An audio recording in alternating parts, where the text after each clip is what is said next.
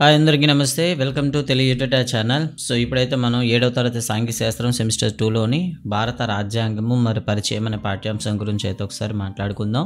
So guys, మీరు ఎవరైనా first time చూస్తుంటే ప్లీజ్ సబ్స్క్రైబ్ చేసుకోండి. అదేవిధంగా మా ఛానల్లో అప్డేట్స్ మీకు ఎప్పటికప్పుడు రావాలనుకుంటే బెల్ ఐకాన్లో ఆల్ నోటిఫికేషన్ ఎనేబుల్ చేయండి. ఇక మనం చూద్దాం.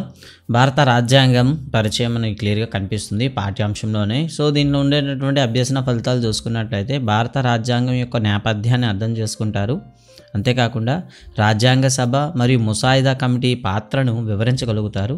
భారత రాజ్యాంగ నిర్మాణంలో డాక్టర్ బిఆర్ అంబేద్కర్ పాత్రను అభినందిస్తారు. రాజ్యాంగ విలువలు అర్థం చేసుకుంటారు. వ్యక్తి మరియు సమాజ అభివృద్ధిలో ప్రాథమిక హక్కులు మరియు ప్రాథమిక విధుల పాత్రను తెలుసుకుంటారు. ఇక కీలక భావనలు చూద్దాం. ఇక్కడ ఏమంటే మనకి ప్రత్యక్షంగా చెప్పేది రాజ్యాంగం యొక్క అసలు ఆవశ్యకత ఏమిటి అనేది మొదట చెప్పడం జరుగుతుంది. పీఠిక గురించి విశ్లేషణ ఇవ్వడం జరిగింది. రాజ్యాంగం యొక్క ముఖ్య లక్షణాలు చెప్పడం జరిగింది. విలువలు అంటే ఏమిటి, బాధ్యతాయుతమైన పౌరసత్వం కోసం మనం ఎలా నడుచుకోవాలనే అంశాలు అయితే ఇవ్వడం జరిగింది. స్టార్టింగ్లో అయితే ఒక చిన్న సన్నివేశాన్ని వివరించాడు అనమాట. ఉదయం పాఠశాలకు వచ్చినప్పటి నుండి సాయంత్రం పాఠశాల విడిచి వెళ్ళే వరకు పాఠశాలలో జరిగే వివిధ కార్యక్రమాలు అనగా అసెంబ్లీ, వివిధ పాఠ్యాంశాల బోధన అభ్యసన కార్యక్రమాలు, క్రీడలు మొదలైనవన్నీ కూడాను ఒక క్రమ పద్ధతిలో నిర్వహించబడుతుంటాయి. అంటే ప్రతిదీ కూడాను ఒక ప్రణాళికాబద్ధంగా జరుగుతుంటాయి. ఇవన్నీ కూడా మన ప్రధానోపాధ్యాయులు ఉపాధ్యాయులు కలిసి రూపొందించుకున్న ఒక కాలక్రమ పట్టిక ప్రకారం జరుగుతుంటాయి. ఎలాంటి నియమ నిబంధనలు లేకుండా పాఠశాల నిర్వహించడం అనేది కష్టం అని మనందరూ తెలుసు కదా అని చెప్పడం జరిగింది. అదేవిధంగా ఒక దేశాన్ని పరిపాలించాలంటే ఆ దేశ నేత, ప్రభుత్వము, చట్టసభలు, న్యాయస్థానాలు మొదలగు అంశాలతో కూడిన రాజ్యాంగం రూపొందించుకోవాల్సి ఉంటుంది. అందులోని అంశాలు ఆధారంగా సక్రమ పరిపాలన ప్రజలకు అందించడానికి అవకాశం కల్పించడం జరుగుతుంది అంటూ మాట అయితే ఇవ్వడం జరిగింది. మరి ఈ పాఠ్యాంశంలో ఉండేటటువంటి ఒకసారి మనం మైండ్ మ్యాపింగ్ చూసుకున్నట్లయితే భారత రాజ్యాంగం పరిచయంలో రాజ్యాంగ నేపథ్యం ఏమిటి, రాజ్యాంగ పీఠిక ఏంటి, రాజ్యాంగం ఉన్న విశిష్ట లక్షణాలు ఏమిటి, విలువలు మరియు బాధ్యతాయుతమైన పౌరసత్వం గురించి ఇవ్వడం జరిగింది. విశిష్ట లక్షణాల్లో మనకి ప్రాథమిక హక్కులు, ప్రాథమిక విధులను కూడా మనకు పరిచయం చేశారు. పీఠికలో ఉండేటటువంటి అతి ప్రధానమైనటువంటి పదజాలం సార్వభౌమత్వము, సామ్యవాదము, లౌకికవాదము, ప్రజాస్వామ్యము, గణతంత్రం వంటి పదాలను వివరించడం జరిగింది.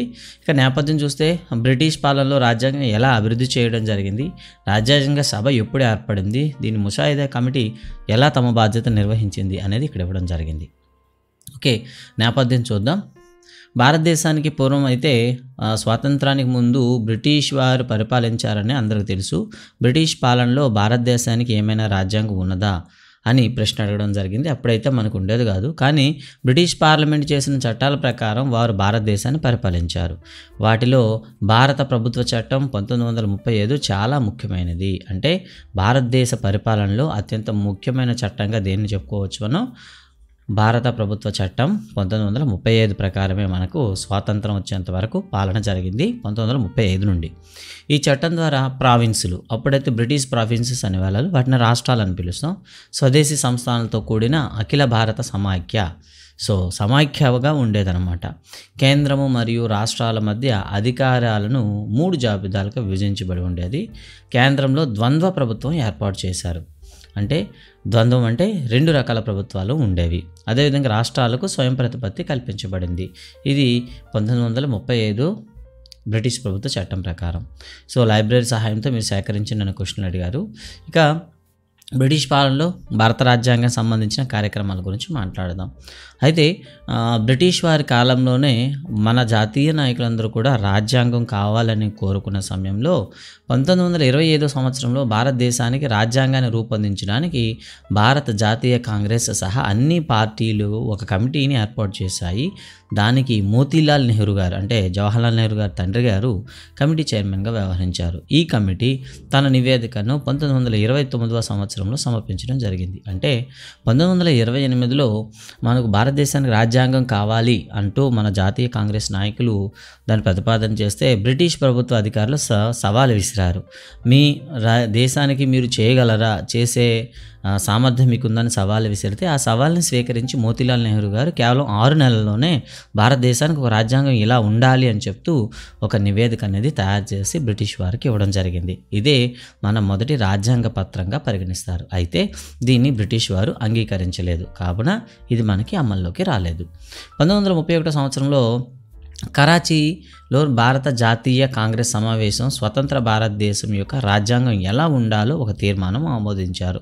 దీనికి నెహ్రూ నివేదిక లేదా కరాచీ తీర్మానం 2 సార్వత్రిక వయోజన ఓటు హక్కు, 2 స్వేచ్ఛ మరియు సమానత్వ హక్కులలో కట్టుబడి ఉన్నాయి. అంటే ఇక్కడ గుర్తుపెట్టుకోవాలి, దీంట్లో నెహ్రూ నివేదిక మరియు అదేవిధంగా కరాచీ తీర్మానం రెండూ కూడాను దేన్ని ప్రతిపాదన చేశాయంటే, ఒకటి వయోజన ఓటు హక్కు అండి, అంటే సార్వత్రిక వయోజన ఓటు హక్కు, అంటే ప్రతి ఒక్కరు కూడాను ఎటువంటి భేదాలు లేకుండా ఓటు హక్కు కల్పించడం. 2 స్వేచ్ఛ, 3 సమానత్వ హక్కు. ఈ మూడింటిని కూడాను ప్రాధాన్యత ఇస్తూ ఇక్కడ 1931లో చేసిన కరాచీ తీర్మానం కానివ్వండి, నెహ్రూ గారు ఇచ్చినటువంటి నివేదిక కానివ్వండి, రెండింటిలో కూడా చెప్పడం అయితే జరిగిందనమాట. మరి ఇక్కడ చూసినట్లయితే రాజ్యాంగం అంటే ఏంటి? ఒక దేశం యొక్క స్వభావము, ప్రభుత్వ రూపము, పౌరుల హక్కులు మరియు విధులను తెలియజేసే నియమ నిబంధనలతో కూడిన ప్రాథమిక చట్టాన్నే రాజ్యాంగం అంటారు. ఇది లిఖిత రూపంలో ఉండొచ్చు, అలిఖిత రూపంలో ఉండొచ్చు. మన దేశంలో అయితే లిఖితం అంటే రాయబడి ఉంది కాబట్టి లిఖిత రూపంలో, కానీ బ్రిటిష్ రాజ్యాంగం మనం చూస్తే అలిఖిత రూపం, ఎక్కడ కూడా లిఖించబడి లేదు. కాబట్టి అలిఖిత రాజ్యాంగం కలిగిన దేశం ఏది అంటే ఇంగ్లాండ్ అని చెప్తాం అనమాట. ఇంగ్లాండ్ లేదా యూకే, యునైటెడ్ కింగ్డమ్ అని చెప్తాం. ఇక తర్వాత మనం చూసుకుంటే రాజ్యాంగ సభ గురించి చూద్దాం. రాజ్యాంగం రూపొందించడానికి ఎన్నుకోబడిన ప్రతినిధుల చేత ఏర్పడిన సభనే రాజ్యాంగ సభ అంటారు. అంటే రాజ్యాంగం నిర్మాణానికి మన వాళ్ళు అంటే ఓటర్ల చేత, అంటే ఇక్కడ అప్పట్లో ఉండే బ్రిటిష్ ప్రావిన్స్ నుండి సభ్యులు ఎన్నుకొని ఆ ఎన్నికల ద్వారా ఎన్నుకున్న సభ ఏదైతే ఉందో ఆ సభనే రాజ్యాంగ సభగా చెప్పడం జరుగుతాం. మొదటిసారిగా 1934లో భారత జాతీయ కాంగ్రెస్ ఒక రాజ్యాంగ సభ కోసం డిమాండ్ చేసింది. అయితే ఇది 1946లో క్యాబినెట్ మిషన్ ప్రకారం రాజ్యాంగ సభకై జూలై 1946లో ఎన్నికలు జరిగాయన్నమాట. మరి ఈ ఎన్నికల్లో ఎవరు పార్టిసిపేట్ చేశారు ఒకసారి చూద్దాం. అయితే ఇక్కడ మీకు తెలిసేలా కూడా ఒక కొత్త అంశం అయితే ఇవ్వడం జరిగింది. భారతదేశం యొక్క ఐక్యతను కాపాడడం మరియు దాన్ని స్వాతంత్రం ప్రసాదించే లక్ష్యం బ్రిటిష్ ప్రభుత్వం నుండి భారత నాయకత్వానికి అధికారాలు బదిలీ చేయడం గురించి చర్చించడానికి ఈ క్యాబినెట్ మిషన్ అనేది ఏర్పాటైంది 1946లో. ఈ క్యాబినెట్ మిషన్ అనేది అధికారాలు బదిలీ చేయడానికి ఎక్కడెక్కడ అవకాశాలు ఉన్నాయి, ఏ శాఖల యందు ఇబ్బందులు ఉన్నాయని చర్చించడం కోసం ఏర్పాటు చేశారు. రాజ్యాంగ అసెంబ్లీని ఏర్పాటు చేయాలని సిఫార్సు చేసింది. అంతేకాకుండా రాజ్యాంగానికి సంబంధించి ఒక అసెంబ్లీ ఉండాలి, రాజ్యాంగ సభ ఉండాలని క్యాబినెట్ మిషన్ అయితే సిఫార్సు చేసింది. ఈ క్యాబినెట్ మిషన్లో ఉన్న సభ్యులు, ఇది చాలా ఇంపార్టెంట్ అండి, సో గుర్తుపెట్టుకోండి.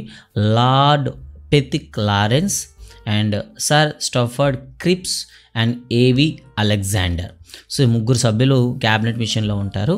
ఓకేనా, గుర్తుపెట్టుకోండి. Lord Pethick Lawrence, Sir Stafford Cripps, AV Alexander, ఈ ముగ్గురు కూడా క్యాబినెట్ మిషన్లో సభ్యులు. వీళ్ళు చేసిన సిఫార్సు మేరకే మనకి రాజ్యాంగ సభ అనేది ఏర్పాటు జరిగింది. రాజ్యాంగ సభ సభ్యులను ప్రావిన్షియల్ అసెంబ్లీలు పరోక్షంగా ఎన్నుకోవడం జరిగిందనమాట. క్యాబినెట్ మిషన్ ప్రణాళిక ప్రతి బ్రిటిష్ పాలిత రాష్ట్రం నుండి మరియు ప్రతి స్వదేశీ సంస్థానం నుండి సీట్లు కేటాయించింది. దీని ప్రకారం అప్పటికి బ్రిటిష్ పాలన ఉన్న రాష్ట్రాలు లేదా ప్రాంతాల నుండి 292 మంది సభ్యులు ఎన్నుకోవడం జరిగింది. మరి స్వదేశీ సంస్థానాల నుండి 93 మంది సభ్యులు రావడం జరిగింది. ఢిల్లీ, అజ్మీర్, మేవాడ్, కూర్గ్ మరియు బ్రిటిష్ బెలూచిస్తాన్ నుండి 4 సభ్యులు ఎన్నుకోవడం జరిగింది. దీనితో రాజ్యాంగ సభ మొత్తం సభ్యుల సంఖ్య 389కు చేరుకుంది. ఈ విధంగా మనం చెప్తాం. అంటే 292 బ్రిటిష్ ప్రావిన్సు, 93 స్వదేశీ సంస్థానాలు మరియు ఢిల్లీ, అజ్మీర్, మేవాడ్, కూర్గ్ మరియు బ్రిటిష్ బెలూచిస్తాన్ నుండి 4, మొత్తం మనం యాడ్ చేసినట్లయితే 389 వస్తుందన్నమాట. ఇందులో ఈ 389 మందిలో 26 మంది షెడ్యూల్ కులాలు, అంటే ఎస్సీ వాళ్ళకి మనం చెప్తా ఉంటాం. ఇక 9 మంది మహిళలు మాత్రమే ఉన్నారు. సో ఇక్కడ ప్రశ్న ఎలా అయినా అడగవచ్చు. రాజ్యాంగ సభ సభ్యుల్లో 389 మందిలో ఎంతమంది షెడ్యూల్ కులాలకు చెందిన వాళ్ళు అంటే 26 మంది. అంతేకాకుండా ఎంతమంది మహిళలు కలరు? 9 మంది. 1947 ఆగస్టులో దేశ విభజనతో రాజ్యాంగ సభను భారత రాజ్యాంగ సభ మరియు పాకిస్తాన్ రాజ్యాంగ సభగా విభజించడం జరిగింది. అంటే 47లో దేశం విడిపోయేటప్పుడు అటు రాజ్యాంగ సభ కూడా భారత రాజ్యాంగ సభగాను, అంతేకాకుండా పాకిస్తాన్ రాజ్యాంగ సభ కానీ విడిపోయింది. అయితే భారత రాజ్యాంగ సభలో 299 మంది సభ్యులు ఉన్నారు. దీనికి బాబు రాజేంద్ర ప్రసాద్ అధ్యక్షునిగా ఎన్నుకోవడం జరిగింది. అదే సమయంలో పాకిస్తాన్ రాజ్యాంగ సభ అధ్యక్షునిగా మహమ్మద్ అలీ జిన్నాను ఎన్నుకోవడం అయితే జరిగిందనమాట. ఓకే, ఇక మనం ఇక్కడైతే ఒక చిన్న మాట అయితే ఇవ్వడం జరిగింది బాబు రాజేంద్ర ప్రసాద్ గారి గురించి. ఈయన 1950 జనవరి 24న రాజ్యాంగ సభ చివరి సమావేశంలో స్వతంత్ర భారతదేశంలో మొదటి రాష్ట్రపతిగా ఈయన ఎన్నికయ్యారనమాట. అప్పటి వరకు ఈయన రాజ్యాంగ సభ అధ్యక్షులుగానే పనిచేశారు. రెండోసారి రాష్ట్రపతిగా ఎన్నికైన ఏకైక వ్యక్తి, అంటే 2 పర్యాయాల పాటు ఈయన మనకి రాష్ట్రపతిగా పనిచేశారు 1950 నుండి 1962 వరకు. ఇది మనకి ఈయన గురించి. సో ఇక్కడెక్కడైనా ప్రశ్న మనకు అవకాశం ఉంటుంది. ఇక తర్వాత మనం చూద్దాం ముసాయిదా కమిటీ. ముసాయిదా రాజ్యాంగం తయారు చేయడానికి, ఒక డ్రాఫ్ట్ కాపీ తయారు చేయడానికి ఈ రాజ్యాంగ సభ ఏం చేసిందంటే ఒక ముసాయిదా కమిటీని ఏర్పాటు చేయడం జరిగింది. 1947 ఆగస్టు 29న డాక్టర్ బిఆర్ అంబేద్కర్ ఆయన అధ్యక్షున 7 సభ్యులతో ఒక కమిటీ ఏర్పాటు చేయడం జరిగింది. వీరు ముసాయిదా రాజ్యాంగాన్ని 1948లో రాజ్యాంగ సభకు సమర్పించారు. ఇందులో 315 ప్రకరణలు, 8 షెడ్యూళ్ళు ఉన్నాయి. గుర్తుపెట్టుకోండి. అంటే 47లో సభ అంటే ముసాయిదా కమిటీ ఏర్పాటు చేస్తే 48లో వీళ్ళు దాని యొక్క డ్రాఫ్ట్ కాపీ ఇవ్వడం జరిగింది. ముసాయిదా రాజ్యాంగాన్ని 8 నెలల పాటు ప్రజల ముందు ఉంచడం జరిగింది. సుదీర్ఘ సమయంలో విమర్శకులు మరియు సలహాదారులు ఈ రాజ్యాంగం పైన ఏమైనా తమ భావాలను వ్యక్తపరచడానికి తగినంత సమయం ఇవ్వడం జరిగింది. సంవరణ తర్వాత మొత్తం విమర్శకులు విమర్శల ద్వారా, సలహాదారులు సలహాల ద్వారా ఇచ్చిన తర్వాత ఈ రాజ్యాంగాన్ని సవరణ చేయడం జరిగింది. చేస్తే చివరికి 395 ప్రకరణలు, 22 భాగాలు, 8 షెడ్యూళ్ళుగా ఇది వర్గీకరించడం అయితే జరిగిందనమాట. ఇలా రాజ్యాంగం సభ చేత 1949 నవంబర్ 26న ఆమోదించారు. అందుకే ఈ నవంబర్ 26ను రాజ్యాంగ దినోత్సవంగా జరుపుకుంటాం. ఆమోదించినప్పుడు కూడాను అమల్లోకి రావడానికి 1950 జనవరి 26న ఇది అమల్లోకి రావడం అయితే జరిగింది. అందుకే ఈ డ్రాఫ్ట్ కాపీ తయారీలోనూ తన పూర్తి సామర్థ్యాన్ని ప్రదర్శించిన డాక్టర్ బిఆర్ అంబేద్కర్ని మనం ఏమని పిలుస్తాం? భారత రాజ్యాంగ పితగా పిలుస్తాం. మరి ఈయన గురించి కొంత ఇవ్వడం జరిగింది. భీమ్రావ్ రామ్జీ. ఓకేనండి, గుర్తుపెట్టుకోండి. చాలామంది స్టూడెంట్స్కి అయితే తెలీదు ఈయన అసలు పేరు. ఆయన తండ్రి గారి పేరు గుర్తుపెట్టుకోండి, తల్లి గారి పేరు కూడా గుర్తుపెట్టుకోండి. సో తల్లి పేరు భీమాబాయి, తండ్రి పేరు రామ్జీ గుర్తుపెట్టుకోండి. సో ఈయన పూర్తి పేరు భీమ్రావ్ రామ్జీ అండి, బాబాసాహెబ్ భీమ్రావ్ రామ్జీ. సో అంబేద్కర్ అనేది ఈయన పేరు కాదు, ఈయనకి ప్రాథమిక పాఠశాలలో చదువు చెప్పినటువంటి టీచర్ పేరు. అందుకే ఈయన టీచర్ పేరుని తన పేరుతో కలుపుకోవడం అయితే జరిగిందనమాట. కానీ ఈరోజు మనం ఆయన పేరు అయితే మర్చిపోయాం, ఆయన ఉపాధ్యాయుడి పేరు అయితే గుర్తుపెట్టుకున్నాం. భీమ్రావ్ రామ్జీ అనేది మన అసలు పేరు, అంబేద్కర్ అనేది తనకు పాఠాలు చెప్పిన ఉపాధ్యాయుని పేరు. బాబాసాహెబ్ అంబేద్కర్ అని కూడా పిలుస్తారు. ఈయన న్యాయశాస్త్రవేత్త, సామాజిక సంస్కర్త మరియు రాజకీయవేత్త. భీమ్రావ్ అంబేద్కర్ తల్లి భీమాబాయి, తండ్రి రామ్జీ. ఈయన ఏప్రిల్ 14, 1891లో సెంట్రల్ ప్రావిన్స్ అంటే నేటి మధ్యప్రదేశ్లో మౌ ఆర్మీ కంటోన్మెంట్లో జన్మించాడు. అంబేద్కర్ తండ్రి బ్రిటిష్ వారి భారత సైన్యంలో సుబేదారుగా పనిచేసేవారు.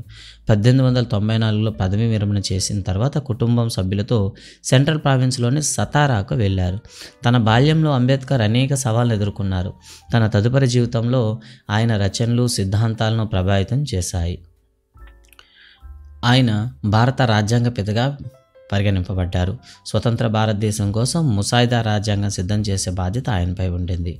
ఆయన 1947లో భారతదేశపు న్యాయశాఖ మంత్రిగా నియమింపబడ్డారు.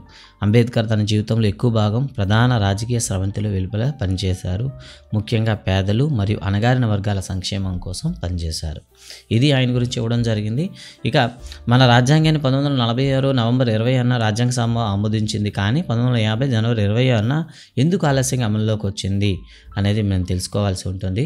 సో భారత రాజ్యాంగాన్ని 1949 నవంబర్ 26న రాజ్యాంగ సభ ఆమోదించింది. దానికి గుర్తుగా భారతదేశంలో రాజ్యాంగ దినోత్సవం, సంవిధాన్ దివాస్గా ప్రతి సంవత్సరం నవంబర్ 20న జరుపుకుంటాం. అయితే రాజ్యాంగం ముసాయిదా తయారు చేయడానికి ఎంత కాలం పట్టింది అంటే 2 సంవత్సరాల 11 నెలల 18 రోజులు పట్టిందని చెప్తాం. సో మన రాజ్యాంగ సభ రాజ్యాంగాన్ని తయారు చేయడానికి ఓకే గుర్తుపెట్టుకుంటారు. 2 సంవత్సరాల 11 నెలల 18 రోజులు అయితే పట్టింది. అయితే చాలామంది అడుగుతారు ఎందుకు జనవరి 26న చేశారంటే 1930లో ఇప్పుడంటే 1929 డిసెంబర్ 31న లాహోర్లో అఖిల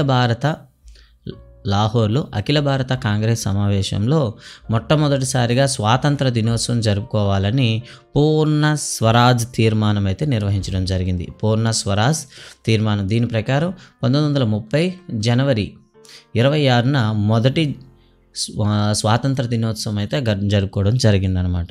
ఆ రోజుకు ప్రతీకగా ఈ జనవరి 26నే ఈ రాజ్యాంగాన్ని అమలు చేద్దామని నాటి జవహర్లాల్ నెహ్రూ గారి సలహా మీదకు 1950 జనవరి 26న మనకి ఈ రాజ్యాంగాన్ని అమలు చేయడం జరిగింది. నాటి నుండి భారతదేశం గణతంత్ర రాజ్యంగా పేరు మార్చుకోవడం జరిగింది. ఇక రాజ్యాంగ పీఠిక గురించి మాట్లాడుకుందాం.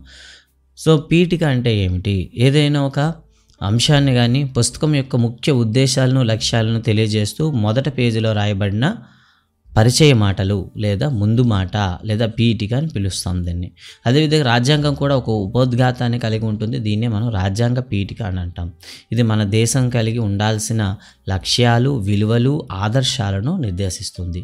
ఇది రాజ్యాంగం యొక్క మౌలిక స్వరూపము. మరి ఈ రాజ్యాంగం యొక్క మౌలిక స్వరూపంలో ఉండే ముఖ్య అంశాల గురించి మాట్లాడుకుందాం. ఇక్కడ మీకు తెలిసిన ఒక టాపిక్ అయితే ఇవ్వడం జరిగింది. 13/12/1946న రాజ్యాంగ సభ ప్రారంభ సమావేశంలో ప్రసంగిస్తూ పండిట్ జవహర్లాల్ నెహ్రూ గారు ఇలా చెప్పడం జరిగింది. ఆ రోజున ఇచ్చినటువంటి ఆయన తీర్మానాన్ని లక్ష్యాల తీర్మానం అని అంటాము. సో ఇది రాజ్యాంగ పీఠికకు కొంతవరకు మూలాధారంగా మనం చెప్తాం అనమాట. ప్రశ్న: భారత రాజ్యాంగ పీఠికకు మూలాధారం ఏమిటి అంటే జవహర్లాల్ నెహ్రూ గారు ప్రవేశపెట్టిన లక్ష్యాల తీర్మానము అని చెప్తాం అనమాట. మీకు తెలిసిన అంశంలో ప్రకరణలు లేదా అధికరణలు లేదా ఆర్టికల్స్ అని వేటిని అంటారు. రాజ్యాంగంలో ఏదైనా ఒక నిర్దిష్ట అంశం యొక్క నిర్దిష్ట నియమాలను తెలియజేస్తూ సూత్రాలను సూచిస్తూ కొన్ని నియమాలను అయితే దాన్ని చెప్తామంటే కండిషన్స్ అంటాం కదా, కొన్ని నియమాలు అయితే చెప్తాయి. ఆ నియమాలని మనం ప్రకరణలు అంటాం.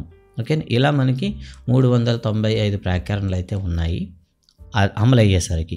ఇక భాగం అంటే ఒక ప్రత్యేకమైనటువంటి అంశానికి సంబంధించి ఉండే ఆ నియమాలన్నింటినీ కూడాను వరుస క్రమంలో మనం ఏం చేస్తామంటే పార్ట్స్గా డివైడ్ చేస్తాం. వాటిని మనం భాగం అంటాం. ఫర్ ఎగ్జాంపుల్ మనకి స్వేచ్ఛ, సమానత్వం దాన్ని ఏమంటాం ప్రాథమిక హక్కులు అంటాం. ప్రాథమికలు అనేసరికి దానికి ఆర్టికల్స్ అనేది చెప్పడం జరుగుతుంది. ఫర్ ఎగ్జాంపుల్ 13 ఆర్టికల్ నుండి లేదా 41 వరకు అని ఇలా నిర్దేశించడం జరుగుతుంది అనమాట. సో 13 నుండి 32 వరకు అనుకుంటాను. సో ఇలా నిర్దేశించి ఆ భాగం అంతా కూడా ప్రాథమిక హక్కులు కానీ ఇలా ఒక్కో భాగం అనేది ఒక్కో అంశానికి సంబంధించిందిగా సూచిస్తాం. దీన్ని మనం భాగం అంటాం. ఇక తరువాత కాస్త అర్థం చేసుకోవడానికి ఇబ్బంది పెట్టేది షెడ్యూల్ అండి. షెడ్యూల్ అంటే ఏంటి? ఓకేనా. సో ఆర్టికల్స్లో చెప్పలేనటువంటి అదనపు సమాచారాన్ని తెలియజేస్తూ ఇచ్చే వాటిని షెడ్యూల్ అంటారు. ఈ షెడ్యూల్కి సంబంధించిన ఆర్టికల్స్ అన్నీ కూడాను ఒక వరుస క్రమంలో ఉండవు. వీటిని అన్నింటినీ కూడాను ఒక ప్రత్యేకమైన సంఖ్యలో మనం సూచిస్తారు. ఇక రాజ్యాంగంలో చూస్తే సామ్యవాదము, లౌకిక తత్వము అనే పదాలు రాజ్యాంగం అమలు చేసేటప్పుడు లేవు. 1976లో 42వ రాజ్యాంగ సవరణ చేస్తూ ఈ 2 పదాలు కూడా మనకి రాజ్యాంగంలో చేర్చడం జరిగింది. అయితే ఈ 2 పదాలు కూడా రష్యా రాజ్యాంగం నుండి సేకరించడం జరిగింది. సామ్యవాదము, లౌకికత్వం. తర్వాత మనకి పీఠిక అయితే కనిపిస్తుంది, మీరు చూడవచ్చు. ఓకేనా. భారత రాజ్యాంగ పీఠిక: భారతదేశ ప్రజలమైన మేము భారతదేశమును సర్వసత్తాక సామ్యవాద లౌకిక ప్రజాస్వామ్య గణతంత్ర రాజ్యంగా నిర్మించుకోవడానికి ఈ పౌరులందరికీ సాంఘిక, ఆర్థిక, రాజకీయ న్యాయాన్ని, ఆలోచన, భావ ప్రకటన, విశ్వాసము, ధర్మము, ఆరాధనలో స్వాతంత్ర్యాన్ని, అంతస్తుల్లోనూ అవకాశాల్లోనూ సమానత్వాన్ని చేకూర్చుటకు, వారందరిలో వ్యక్తి గౌరవాన్ని, జాతీయ సమైక్యతను సంరక్షిస్తూ సౌభ్రాతృత్వాన్ని పెంపొందించడానికి 1946 నవంబర్ 26న మన రాజ్యాంగ పరిషత్తులో ఎంపిక చేసుకొని శాసనంగా రూపొందించుకున్న ఈ రాజ్యాంగాన్ని మాకు మేమే ఇచ్చుకుంటున్నాం అంటూ పీఠికలు అయితే మీకు కనిపిస్తూ ఉంటుంది. ఓకేనా. ప్రజల కోసం ఎంచుకోవడం జరిగింది. అయితే అందులో ఉండేటటువంటి కీవర్డ్స్, ముఖ్యమైన పదజాలాల గురించి, వాటి విశ్లేషణ గురించి ఇక్కడ చూద్దాం. మొదటిది సర్వసత్తాక. సర్వసత్తాక అంటే అర్థం ఏమిటి? బాహ్యంగా కానీ అంతర్గత విషయాలపైన తీసుకునే నిర్ణయం పూర్తి అధికారం మన దేశం పైన మనకే ఉంటుంది. మన అంతర్గత విషయాలపైన కానీ బాహ్య విషయాలపైన కానీ మన దేశంపై నిర్ణయాలు తీసుకునేటప్పుడు ఇతరుల మీద ఆధారపడడం కానీ ఇతరులను చెప్పినట్లు చేయడం కానీ ఉండదు. మనకు మేమే సర్వసత్తాకమైన వాళ్ళం అని చెప్పేది సర్వసత్తాక. సామ్యవాదం సమాజంలో ఆర్థికంగా కానీ సామాజికంగా కానీ రాజకీయంగా కానీ అసమానతలు లేకుండా అందరికీ సమానంగా అందేటట్లు చేసే న్యాయాన్నే సామ్యవాదం అంటాము. ఇక తర్వాత లౌకికత్వం అంటే మత ప్రమేయం లేనిదని అర్థం. మన రాజ్యాంగానికి అధికారిక మతం అంటూ లేదు. ఎవరైనా తమకిష్టమైనటువంటి మతాన్ని అనుసరించవచ్చు, ప్రచారం చేసుకోవచ్చు. ఇది పౌరుల హక్కు. అంతేకాకుండా రాజ్యాంగం ముందు అన్ని మతాలు సమానమే. ప్రజాస్వామ్యం ప్రజలచే ఎన్నుకోబడిన ప్రజాప్రతినిధులచే ప్రభుత్వం నడపబడుతుంది. ఇక గణతంత్ర వ్యవస్థ రాజ్యాధినేత ఎన్నికల ద్వారానే ఎన్నుకోబడతాడు. దీన్ని గణతంత్ర వ్యవస్థ అంటాము. అంటే వారసత్వం కానీ లేదా నియంత్రణ పాలన కానీ, అంటే దాన్ని మనం ఏం చెప్తాం, రాచరికం కానివ్వండి, ఇవేమి మనకు ఉండవు. ప్రజలు ఎన్నుకున్న వాళ్ళు మాత్రమే అక్కడ రాజ్యాధినేత అవుతారు అని చెప్తుందనమాట. ఇక న్యాయం భారత రాజ్యాంగం పౌరులందరికీ సామాజిక, ఆర్థిక మరియు రాజకీయ న్యాయాన్ని హామీ ఇస్తుంది. కుల, మత, లింగ ఆధారంగా పౌరుల పట్ల వివక్ష చూపరాదు అని చెప్పేది న్యాయం. ఇక స్వేచ్ఛ అందరికీ స్వేచ్ఛ అనే అర్థం. రాజ్యాంగ ప్రవేశిక పౌరులందరికీ ఒకరి స్వంత నమ్మకం మరియు విశ్వాసం ప్రకారం ఆలోచించడం, వ్యక్తీకరించడం మరియు ఆరాధించడం కోసం స్వేచ్ఛను అందిస్తుంది. సమానత్వం చట్టం ముందు అందరూ సమానమే. పౌరులందరూ అభివృద్ధికి సమాన అవకాశాలు పొందుతారు. భారత రాజ్యాంగం యొక్క ఉపోద్ఘాతం పౌరులందరికీ సమాన హోదా కల్పించడం జరుగుతుంది అని చెప్పడం. సౌభ్రాతృత్వం అంటే ఆ సోదరిభావం. దేశంలో ఉన్న పౌరులందరూ కూడాను సోదరిభావంతో మెలగాలి. అందరూ కూడా ఐక్యత, సమగ్రత, విధేయతను ప్రోత్సహిస్తుంది. మరి ఐక్యత మరియు సమగ్రత దేశం యొక్క ఐక్యత మరియు సమగ్రత అనేది మన దేశం యొక్క అభివృద్ధి మరియు పురోగతి ఐక్యంగా ఉండాలని పేర్కొనడం. ఇది పీఠికలో మరో వాగ్దానం కింద చెప్పడం జరుగుతుంది. అంతేకాకుండా ఏకీకృత న్యాయ వ్యవస్థ, ఏకపౌరుషత్వం, ఒకే రాజ్యాంగం మరియు ప్రాథమికులు అందరికీ కూడా ఒకేలాగా అందడం, అఖిల భారత సేవల వ్యవస్థ కలిగి ఉండడం అనేది మనకు సమగ్రతకు సూచిగా మనం చెప్పవచ్చు. ఓకే, ఇది సమాఖ్య లక్షణాన్ని కలిగినప్పుడు కూడాను ఇది సమాఖ్య అయితే కాదు అని చెప్తాను అనమాట. భారత రాజ్యాంగ విశిష్ట లక్షణాల గురించి మాట్లాడుకుందాం. సో భారత రాజ్యాంగం మన రాజ్యాంగ నిర్మాతల యొక్క క్రియాశీలక సృష్టి అని చెప్తాం. ఇది అనేక విశిష్ట లక్షణాలను కలిగి ఉంది. వాటిలో ఇప్పుడు మనం ప్రాథమిక హక్కులు, ప్రాథమిక విధుల గురించి చర్చించుకుందాం చెప్పడం జరిగింది. మొదటి ప్రాథమిక హక్కులండి. హక్కులు అనేవి వ్యక్తుల సహేతుకమైనటువంటి వాదనలు అని చెప్తాం. ఇక్కడ ప్రశ్న వ్యక్తుల చూడండి, హక్కులు అనేవి వ్యక్తుల సహేతుకరమైనటువంటి వాదనలు అని చెప్తాము. సో వాటిని పూర్తిగా వాళ్ళు సాధించుకోవడానికి వాళ్ళకి పూర్తి అర్హత అయితే ఉంటుందని చెప్తాం. ప్రాథమిక హక్కులు అనేవి ఒక దేశం తన పౌరులకు రక్షించడానికి రాజ్యాంగ ప్రకారం గుర్తించబడినవి. ప్రజాస్వామ్యం విజయం మరియు పౌరుల సమగ్రత అభివృద్ధి కొరకు ప్రాథమిక హక్కులు భారత రాజ్యాంగం ద్వారా హామీ ఇవ్వబడ్డాయి. వీటిని భారత సుప్రీంకోర్టు మరియు హైకోర్టులు నేరుగా పరిరక్షిస్తాయి. అంటే హక్కులను పరిరక్షించే బాధ్యత కోర్టులకు ఇవ్వడం అయితే జరిగింది. అంతేకాకుండా భారత రాజ్యాంగంలో 3వ భాగంలో ఆర్టికల్ 14 నుండి 32 వరకు ఇంతకుముందే మనం చర్చించుకున్నాం. ఆర్టికల్ 14 నుండి 32 వరకు ప్రాథమిక హక్కులు అయితే ఉన్నాయి. మీరైతే చూడొచ్చు, అంటే పట్టం అయితే ఇవ్వడం జరిగింది. సో ఇందులో ఉండే హక్కులు: మొదటిది సమానత్వ హక్కు, 2 స్వేచ్ఛ హక్కు, 3 పీడనాన్ని నిరోధించే హక్కు, 4 మత స్వాతంత్రపు హక్కు, 5 విద్యా సాంస్కృతిక హక్కు, ఇక రాజ్యాంగ పరిహార హక్కు. ఇలా మనకి 6 హక్కులు అయితే ఇవ్వడం జరిగింది. కానీ 7వ హక్కు కూడా ఉండేది. రాజ్యాంగం ఆవిర్భావ సమయంలో మనకి 7 హక్కులు అయితే ఉండేవి. 1978వ సంవత్సరంలో 44వ రాజ్యాంగ సవరణ ద్వారా ఈ హక్కును తొలగించి దీన్ని చట్టపరమైన హక్కుగా మార్చారు. అది ఆస్తి హక్కు. సంపదన కలిగి ఉండడం అనేది ఆస్తి హక్కు ఉండేది. ఇది ప్రాథమిక హక్కు నుండి తొలగించి మనకు చట్టపరమైన హక్కుగా మార్చడం జరిగింది. ఇక హక్కులు, వాటి యొక్క ప్రకరణల గురించి చూద్దాం. సమానత్వ హక్కు 14 నుండి 18 వరకు ఉంటాయండి. సో స్వేచ్ఛ హక్కు 19 నుండి 22, పీడనాన్ని నిరోధించే హక్కు 23 నుండి 24, మత స్వాతంత్రపు హక్కు 25 నుండి 28, విద్యా సాంస్కృతిక హక్కు 29 నుండి 30, రాజ్యాంగ పరిహరణ హక్కు 32. సో ఇక్కడ అడిగే ప్రశ్న, భారత రాజ్యాంగానికి గుండెకాయ అని ఏ హక్కుని పిలుస్తారంటే రాజ్యాంగ పరిహారపు హక్కు. రాజ్యాంగం అంటే ప్రాథమిక హక్కులను పరిరక్షించుకోవడానికి మనం సుప్రీంకోర్టును కానీ హైకోర్టును కానీ సందర్శించవచ్చు. మన రాజ్యాంగం మనకు హామీ ఇస్తుందని చెప్పే హక్కు ఇదనమాట, ఆరోది. కాబట్టి దాన్ని మర్చిపోకూడదు. ఈ హక్కులు అంటే ఇక్కడ వచ్చేసరికి మీకు ప్రతి హక్కు అనేది మనకి ఇన్ డీటెయిల్గా ఇవ్వలేదు కాబట్టి ఆ సీరియల్ నెంబర్ గుర్తుపెట్టుకోవాలి. ఇక తర్వాత మనకి 6 రకాలైన స్వేచ్ఛ హక్కులను హామీ ఇచ్చేది ఏది అని అంటే మీరు చెప్పాల్సింది స్వేచ్ఛ హక్కు 19 అండి. ఇక తర్వాత పీడనాన్ని నిరోధించే హక్కులనే మనకి ఏం చేశారంటే వెట్టి చాకిరీ నిషేధించడం కానీ, బాల కార్మిక వ్యవస్థ రద్దు కానీ, ఇలాంటి హక్కు అన్నీ కూడా మనకు పీడనాన్ని నిరోధించే హక్కులను ఉంటాయి. తర్వాత మనకి విద్యా హక్కు కూడాను మనకి స్వేచ్ఛ హక్కులనే చేర్చడం అయితే జరిగింది, చూసుకుంటారు. Okay, right. ఇక తర్వాత మనం చూద్దాం సమాచార హక్కు చట్టం గురించి మాట్లాడుకుందాం. సమాచార హక్కు చట్టం ప్రతి పౌరునికి ప్రభుత్వం నుండి ఏదైనా సమాచారం తీసుకోవడానికి అధికారం కల్పిస్తుంది. దీన్ని ఆర్టీఐ అంటాము, సమాచార హక్కు చట్టం, రైట్ టు ఇన్ఫర్మేషన్ అంటాం అనమాట. ఇది పార్లమెంట్ 2005లో ఆమోదించి చట్టం అక్టోబర్ 12, 2005 నుండి అమల్లోకి వచ్చింది. ఈ డేట్లనే మనకి ఇంపార్టెంట్ అండి. ఆర్టీఐ హక్కు అనేది ఎప్పటి నుండి అమల్లోకి వచ్చింది? అక్టోబర్ 12, 2005 నుండి వచ్చింది అనమాట. ఇక ఆర్టీఈ అండి, రైట్ టు ఎడ్యుకేషన్ యాక్ట్ చూద్దాం. ఇది 2002లో సంవత్సరంలో 86వ రాజ్యాంగ సవరణ ద్వారా పార్లమెంట్ ఆమోదించింది. విద్యను ప్రాథమిక హక్కుగా 21A ప్రకటన ద్వారా చేర్చారు. 6 నుండి 14 సంవత్సరాల మధ్య గల వయస్సు గల ఉన్న పిల్లలందరికీ చట్టం ద్వారా ఉచిత మరియు నిర్బంధ విద్యను అందించాలని. అయితే దీనిపైన ఎటువంటి చట్టాలు అయితే చేయలేదు. దీన్ని చట్టం చేయడం మాత్రం 2009లో రావడం జరిగింది. దీన్నే బాలల ఉచిత మరియు నిర్బంధ విద్య హక్కు చట్టం అని 2009లో తీసుకొచ్చారు ఆఫ్టర్ 7 years. ఈ చట్టం ఏప్రిల్ 1, 2010 నుండి అమల్లోకి వచ్చింది. సో గుర్తుపెట్టుకోండి, రైట్ టు ఎడ్యుకేషన్ అనేది ఏప్రిల్ 1, 2010లో వచ్చింది.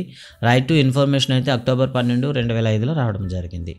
ఇక తర్వాత పిల్లలకు సంబంధించిన హక్కులండి. ఈ పిల్లలకు సంబంధించిన హక్కులను మనకి యుఎన్ఓ అనేది ఏర్పాటు చేయడం జరిగింది. వాళ్ళు చెప్పినటువంటి హక్కులు మనం చూద్దాం ఒకసారి.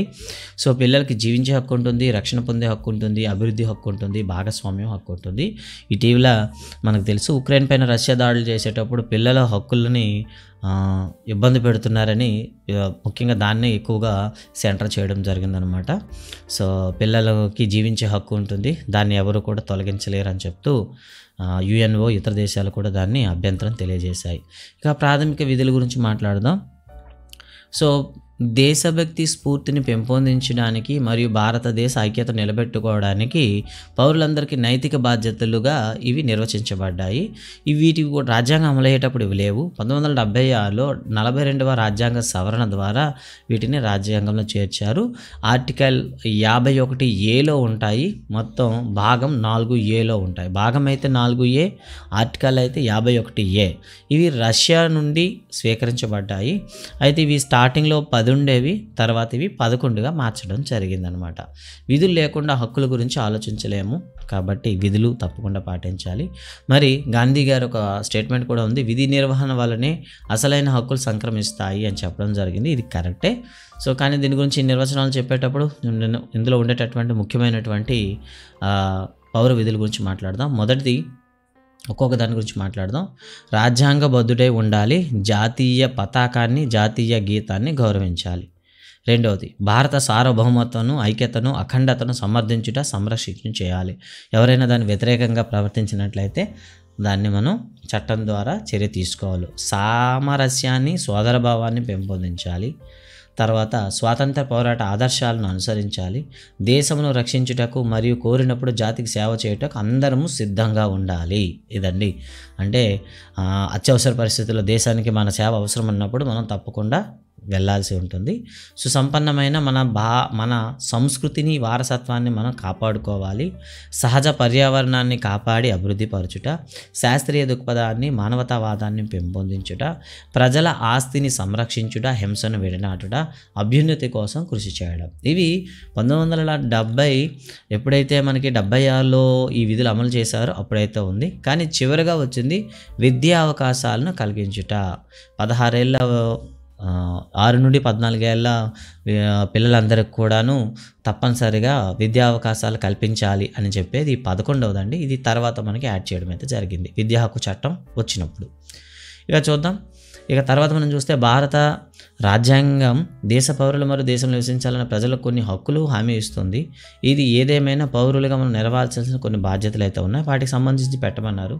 పాఠశాలలో విద్యార్థులు లైబ్రరీ, కంప్యూటర్ ల్యాబ్, తరగతి గదులు మరి ఫర్నిచర్, పాఠశాల ఆస్తిని కాపాడడం, ప్రజల ఆస్తిని కాపాడడం విధి అండి. అంటరానిత నిర్మూలన ఇది హక్కు అండి. శాస్త్రీయ దృక్పథం విధి. రాజ్యాంగం జాతీయ జెండా, జాతీయ గీతాన్ని గౌరవించడం విధి. భారతదేశంలోని ఏ ప్రాంతంలో నివసించేవారు స్థిరపడవచ్చు ఇది హక్కు. ఇది ఇలా కొన్ని హక్కులు విధులు అయితే ఇవ్వడం జరిగింది. వేరు చేయమన్నాడు. విలువలు మరియు బాధ్యతాయుతమైన పౌరసత్వం అంటే ఏంటి అంటే భారతదేశంలో ఉండేటప్పుడు నివసించే ప్రతి వ్యక్తి కూడాను అంటే బాధ్యతలను కలిగి ఉండాలి. బాధ్యతలతో పాటు కొన్ని నైతిక విలువలను కూడాను మనల్ని కలిగించేటట్లుగా అవి నిర్దేశించాయి. అంతేకాకుండా వాటిని మనం కలిగి ఉన్నట్లయితే అంతర్గత ప్రమాణాలు మనకి మెరుగుపడతాయని చెప్తాం కదా. అలా మరి టెక్స్ట్ బుక్లో ఏమిచ్చా చూద్దాం. విలువలు వ్యక్తుల ప్రవర్తన నిర్ణయించే అంతర్గత ప్రమాణాలు. ఇవి మన చర్యలను ప్రేరేపిస్తాయి. మన జీవితంలో ఇవి ముఖ్యమైనవి, పవిత్రమైనవి. విలువలు వ్యక్తిలో ఉండే నైతికత అనేవి కుటుంబము, సమవయస్కులు, సామాజిక నేపథ్యం మొదలైన కారణాలతో ప్రభావితం అవుతుంటాయి. ఇక్కడ చూసుకోవాలి. విలువలు అనేవి సమాజంతో పాటు ఇతరులతో పాటు మనం ప్రతిచర్యలు జరుపుతుండేటప్పుడు అవి ప్రభావితం చేస్తాయని చెప్పారు.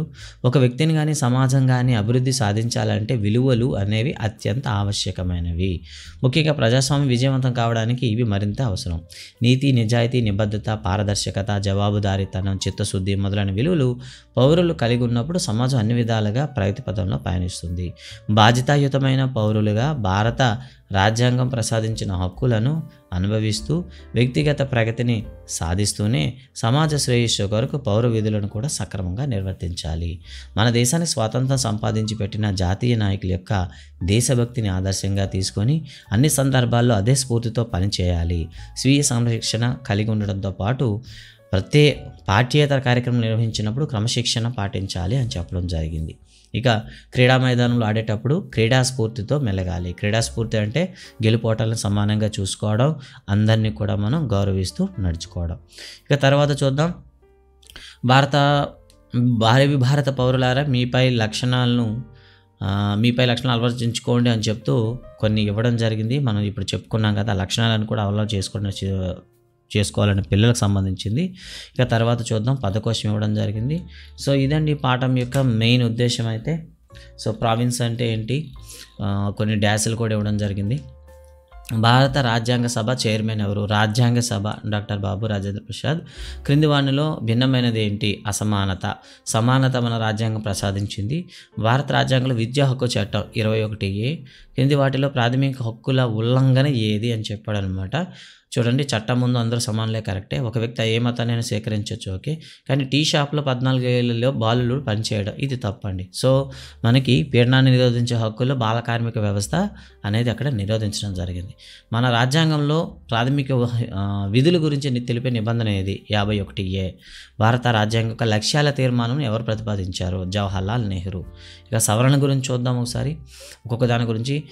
ముందుగా 42వ రాజ్యాంగ సవరణ, 44వ రాజ్యాంగ సవరణ, 86వ రాజ్యాంగ సవరణ, 3వ భాగం 4A. ఒక్కొక్క దాని గురించి మాట్లాడుకుందాం. రివర్స్లో వెళ్దాం. భాగం 4A అనేది మనకి దేన్ని తీసుకొస్తుంది అంటే ప్రాథమిక విధులు. 3వ భాగం ప్రాథమిక హక్కులు. సో 86వ రాజ్యాంగ సవరణ మనకి విద్యా హక్కు, ఓకే. 44వ రాజ్యాంగ సవరణ, 42వ రాజ్యాంగ సవరణ. 44వ రాజ్యాంగ సవరణ అనేది ఆస్తి హక్కు సంబంధించింది. ఇక 42వ రాజ్యాంగ సవరణ అనేది పీఠికలో సామ్యవాదము మొదలైన అంశాలు అయితే తీసుకురావడం జరిగింది, ఓకే. సో బెటర్ ఒకసారి చెక్ చేద్దాం కరెక్ట్గా చేసామో లేదో. సో 44వ రాజ్యాంగ సవరణ దేన్ని తీసుకొచ్చిందో ఒకసారి అయితే మనం క్రాస్ చెక్ చేద్దామండి, ఓకే. సో ఇది మనకి పీఠికలో ఉండేటటువంటి ముఖ్యమైన అంశాలు కదా, ఓకే. 44వ రాజ్యాంగ సవరణ ఆస్తి హక్కు అండి.